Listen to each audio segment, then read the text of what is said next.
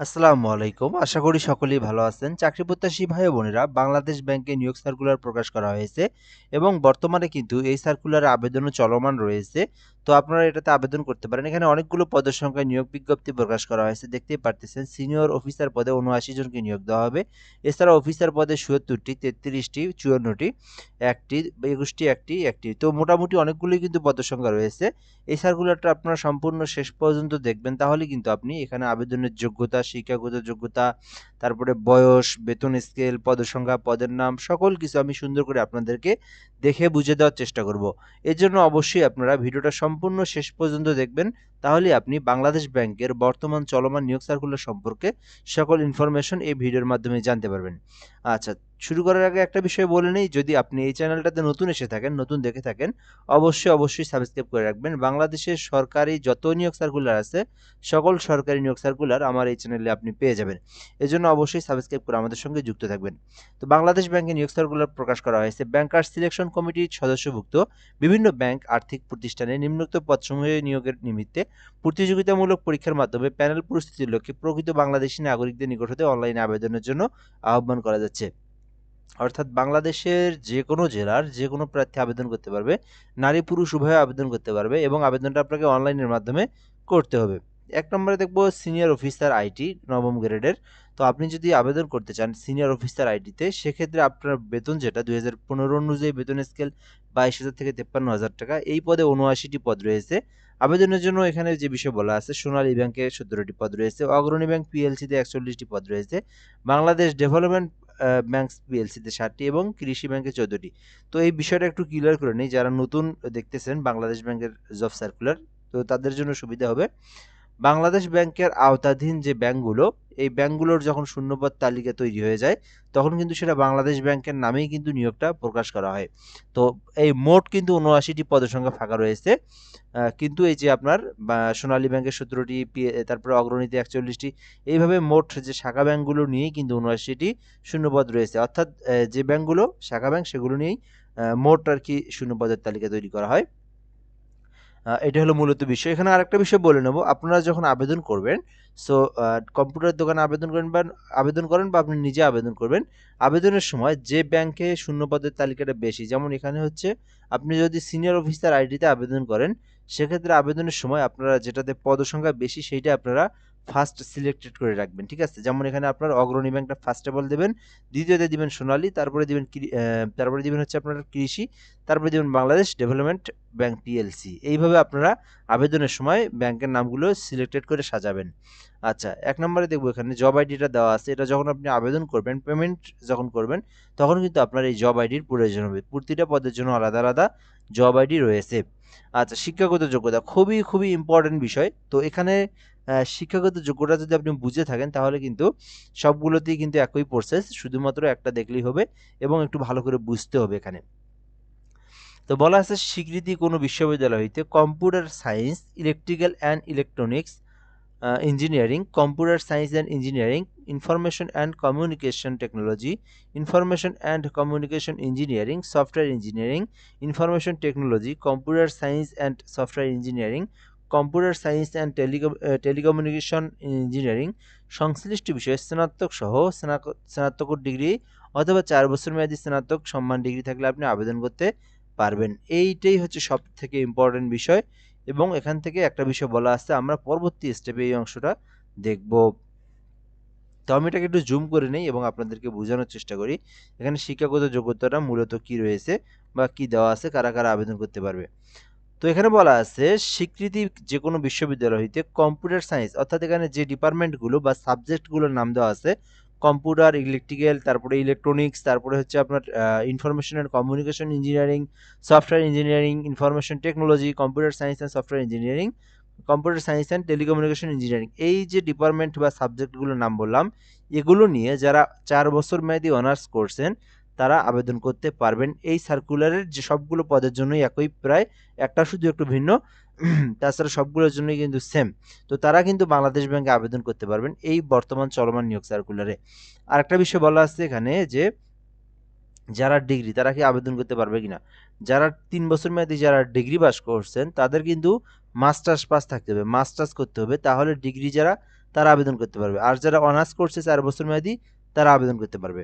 তো আশা করি আপনারা ডিগ্রি এবং অনার্সের বিষয়টা আপনারা বুঝতে পেরেছেন। এটাই ছিল মূলত বিষয়। দ্বিতীয় আরেকটা বিষয় বলা আছে যে মাধ্যমিক স্কুল সার্টিফিকেট সমমান তদুর্ধ পর্যায়ের পরীক্ষাসমূহে ন্যূনতম 2টিতে প্রথম বিভাগ শ্রেণী থাকতে হবে। গ্রেডিং পদ্ধতির ফলাফল ক্ষেত্রে সরাসরি নীতিমালার জন্য প্রযোজ্য হবে। অর্থাৎ কি বলা আছে এখানে, শিক্ষা জীবনে কোনো পরীক্ষায় তৃতীয় বিভাগ গ্রহণযোগ্য না। আচ্ছা দেখেন, এখানে আবেদনের সময় আপনি কি কি সার্টিফিকেট অ্যাটাচ করবেন, যেমন আমরা এসএসসি, এইচএসসি, তারপরে যদি আপনি অনার্স হয়ে থাকেন তারপরে হচ্ছে অনার্স, এসএসসি, এইচএসসি, অনার্স, তিনটা। তো তিনটার মধ্যে কোনোভাবে আপনার দুইটাতে কোনোভাবে আপনার তৃতীয় বিভাগ গ্রহণযোগ্য হবে না, তৃতীয় বিভাগ গ্রহণযোগ্য হবে না। এখন তৃতীয় বিভাগ কোনটা? তৃতীয় বিভাগ হচ্ছে আপনার রেজাল্টে যদি 2 পয়েন্টের নিচে হয়ে যায় তাহলে আপনাকে তৃতীয় বিভাগ বলা হয়। তো আপনার রেজাল্ট যদি 2 পয়েন্টের নিচে থাকে তাহলে আপনি আবেদন করতে পারবেন না। তো 2 পয়েন্টের উপরে থাকলে কিন্তু আপনি আবেদন করতে পারবেন। এখানে বলা আছে 2টাতে প্রথম বিভাগ থাকতে হবে। যেমন এখানে আপনার যদি একটা বিষয় বলা আছে 2টিতে প্রথম বিভাগ। যেমন আপনার এসএসসি, এইচএসসিতে যদি 3 পয়েন্টের উপরে রেজাল্ট হয়, প্রথম বিভাগ বলা হয় 3 পয়েন্টের উপরে। তো এটা অনার্সের ক্ষেত্রে বলা হয় 2.25 এর উপরে। সরি, অনার্সের ক্ষেত্রে 3 পয়েন্টের উপরে, কিন্তু এখানে আপনার হচ্ছে দ্বিতীয় বিভাগ বলা হয় আপনার 2.25 এর নিচে। তো এখানে আপনার বলা আছে যে প্রথম দুটিতে, এখানে হচ্ছে দুটিতে প্রথম বিভাগ। যেমন আপনার যদি আমি একজনের এক্সাম্পল দিয়ে দিই, আমার রেজাল্টে যদি এসএসসিতে 3 পয়েন্ট হয়, এইচএসসিতেও 3 পয়েন্ট হয়, আর অনার্সে যদি আমার হচ্ছে 2.25 হয়, তবুও কিন্তু আমি আবেদন করতে পারবো। আমি আবারও বলি, আমার রেজাল্টে যদি এসএসসি, এইচএসসিতে দুটোতেই 3 পয়েন্টের উপরে রেজাল্ট হয়, তার মানে আমি প্রথম বিভাগ দুইটিতে আমি এটাতে ঠিক আছি। এবং একটিতে যদি আমার হচ্ছে 3 পয়েন্টের নিচেও হয়, 2.25 থেকে 3 পয়েন্টের মধ্যে হয়, অনার্সের ক্ষেত্রে যদি 2.25 থেকে 3 পয়েন্টের মধ্যে হয়ে থাকে, তবুও আমি আবেদন করতে পারবো।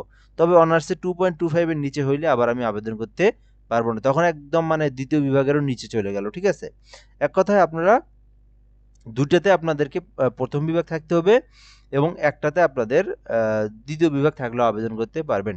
আশা করি আপনারা এই বিষয়টা বুঝতে পেরেছেন। যদি কেউ না বুঝে থাকেন কমেন্ট করিয়েন, কমেন্টে আমি আরো সুন্দর করে লিখে আপনাদেরকে দেখাই দেবনি বা বুঝিয়ে দেওয়ার চেষ্টা করবনি। সো আশা করি আপনারা এই বিষয়টা, এই অংশটুকু বুঝতে পেরেছেন। তো এরপর আমরা এখান থেকে দেখব প্রতিটার জন্যই কিন্তু সেম বাংলাদেশ ব্যাংকে যতগুলো নিয়োগ সার্কুলার হয়, বেসিক্যালি আপনার এই যে আপনার বড় যে পদগুলো সবগুলোর জন্য একদম এর আগে যে সার্কুলারগুলো দিয়েছে পরবর্তীতে দিবে একই সিস্টেম, যেভাবে আমি বলে দিলাম। দুইটাতে প্রথম বিভাগ থাকতে হয়, একটাতে দ্বিতীয় বিভাগ থাকতে হয়। আচ্ছা, 2 নম্বরে আছে অফিসার আইটি 10ম গ্রেডের, এটাতেও 70টি পদ রয়েছে। এখানে আপনার সোনালী ব্যাংকে 17টি পদ ফাঁকা রয়েছে, অগ্রণী ব্যাংকে 44টি পদ ফাঁকা রয়েছে, প্রবাসী কল্যাণ ব্যাংকে কিন্তু 9টি পদ ফাঁকা রয়েছে। তো এটার জন্য কিন্তু সেম, এখানেও যে সাবজেক্টগুলো দেওয়া আছে এবং যে প্রসেসটা দেখাই দিলাম, সেম সবগুলোর জন্য কিন্তু একই প্রসেস। 3 নম্বরে দেখব এখানে আপনার অ্যাসিস্ট্যান্ট প্রোগ্রামার, সহকারী programmer, senior officer assistant programmer. তো এই যে এগুলোতে যারা আবেদন করতে ইচ্ছুক, 33টি পদ রয়েছে, 22,000 থেকে 53,000 টাকা বেতন, 9ম গ্রেডের বেতন দেওয়া হবে। তো এখানে আপনার সোনালী ব্যাংক পিএলসিতে একটি পদ ফাঁকা রয়েছে, রূপালী ব্যাংকে 20টি পদ ফাঁকা রয়েছে, কৃষি ব্যাংকে 6টি পদ ফাঁকা রয়েছে, রাজশাহী কৃষি উন্নয়ন ব্যাংকে 2টি পদ ফাঁকা রয়েছে, বাংলাদেশ হাউস বিল্ডিং ফাইন্যান্সে 1টি পদ ফাঁকা রয়েছে এবং ইনভেস্টমেন্ট কর্পোরেশন অফ বাংলাদেশে 2টি, কর্মসংস্থান ব্যাংকে 1টি। তো মোট কিন্তু 33টি পদ ফাঁকা রয়েছে। তো আপনি চাইলে এগুলোর মধ্যে আবেদন করতে পারেন। সো এখানেও কিন্তু আবেদনের জন্য যে সাবজেক্টগুলোর নাম দেওয়া আছে, সো এই সাবজেক্টগুলো নিয়ে যদি কেউ 4 বছর মেয়াদী অনার্স করে থাকেন, যারা ডিগ্রি করছেন তারা যদি মাস্টার্স পাস করে থাকেন, তাহলে কিন্তু আপনি আবেদন করতে পারবেন। 4 নম্বরে দেখবো এখানে assistant engineering IT, senior officer assistant hardware. তো এখানে দেখতে পাচ্ছেন পদের নাম যেগুলো, এগুলো নিয়ে যদি কেউ অনার্স পাস করে থাকে 4 বছর মেয়াদী, তাহলে আবেদন করতে পারবেন। এখানে আপনার 54টি পদ ফাঁকা রয়েছে, যেমন সোনালী ব্যাংকে 3টি, রূপালী ব্যাংকে 15টি, বাংলাদেশ কৃষি ব্যাংকে 6টি এবং আনসার ভিডিবি উন্নয়ন ব্যাংকে 6টি, প্রবাসী কল্যাণ ব্যাংকে কিন্তু 24টি পদ ফাঁকা রয়েছে। তো কোনো স্বীকৃতি বিশ্ববিদ্যালয়তে computer science and engineering, information and communication technology, information and communication engineering, software engineering, electrical and electronics engineering, information technology, computer science and software engineering, computer science and telecommunication engineering সংশ্লিষ্ট বিষয়ে স্নাতক সহ স্নাতকোত্তর ডিগ্রি, অর্থাৎ এখানেও কিন্তু আপনাকে 4 বছর মেয়াদী অনার্স অথবা ডিগ্রি পাস করতে হবে। তো যারা ডিগ্রি, যদি কেউ 4 বছর মেয়াদী ডিগ্রিও কিন্তু আছে কিছু কিছু প্রতিষ্ঠানে, যদি এইরকম হয়ে থাকে তাহলে কিন্তু আপনি 4 বছর মেয়াদী ডিগ্রি থাকলেও আবেদন করতে পারবেন। আচ্ছা, এরপরে যদি আমরা দেখি অ্যাসিস্ট্যান্ট ডাটাবেজ অ্যাডমিনিস্ট্রেটর, তো এটাও নবম গ্রেডের, একটি পদ ফাঁকা রয়েছে সোনালী ব্যাংক পিএলসিতে। তো এটার জন্য কিন্তু সেম এডুকেশনাল কোয়ালিফিকেশন উপরে যেটাতে বললাম সবগুলোর জন্য কিন্তু বেসিক্যালি সবগুলোর জন্যই একই ধরনের কিন্তু আপনার এডুকেশনাল কোয়ালিফিকেশন।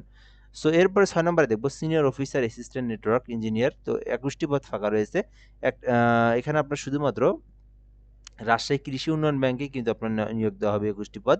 সরি, রাজশাহী কৃষি উন্নয়ন ব্যাংকে 1টি এবং রূপালী ব্যাংকে কিন্তু 20টি পদ ফাঁকা রয়েছে। সর্বমোট 21টি পদ ফাঁকা রয়েছে। তো আপনারা কিন্তু এই সার্কুলারেও আবেদন করতে পারেন। এখানেও কিন্তু শিক্ষাগত যোগ্যতা একই। 7 নম্বর হচ্ছে চিফ মেইনটেন্যান্স, 1টি পদ ফাঁকা রয়েছে প্রবাসী কল্যাণ ব্যাংকে। এটার জন্য কিন্তু এডুকেশনাল কোয়ালিফিকেশন সেম। ঠিক আছে? রক্ষণাবেক্ষণ প্রকৌশলীতে 1টি পদ ফাঁকা রয়েছে আনসার ভিডিপি উন্নয়ন ব্যাংকে।